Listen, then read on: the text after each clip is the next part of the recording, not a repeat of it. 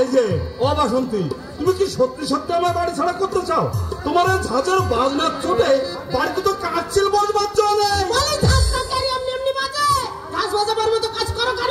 কি করেছি আমি? তুমি না করেছো, তোমার ছেলে করেছে। কানু?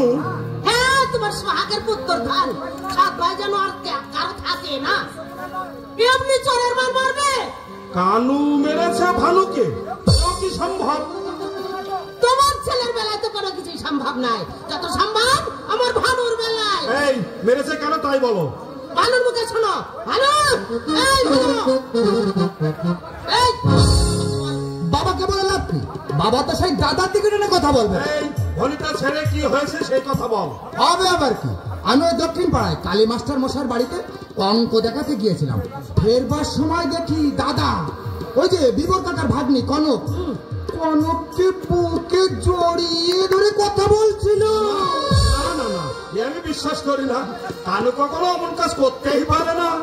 তা পারবে কেন? তোমার চোখে পড়বে না। আমি ভাবতাম কানু বোধহয় সত্যি সত্যি সাদা সিধে। ও মা, পেটে পেটে এত। আবার কি হয়েছে বল। আমি দাদাকে দিয়ে বললাম, ছি দাদা ছি, এই ঘাটের পথে বয়স্কা কুমারী মেয়ের সঙ্গে এইভাবে বেলাল্লাপনা করলে সমাজে তোমাদের মাথা নিচু হবে। এই না বলা অমনি দাদা পাচন কাঠি দিয়ে আমাকে সেকি এলো পাতাড়ি মাঠটাই না মালা। বলি কেন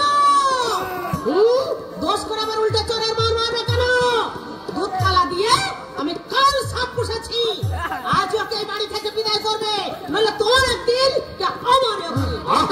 ঘটনাটা পুরোপুরি উল্টো তো হতে পারে। তা তো তুমি বলবেই।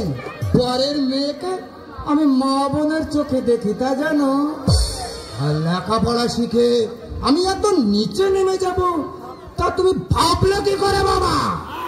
কি কথা বলছো না কেন? বাক শক্তি আমার দিন দিন রইতে যাচ্ছে ভানুর মা। সব রাহিত রাহিত আমি মানছি না, আর যে কোনো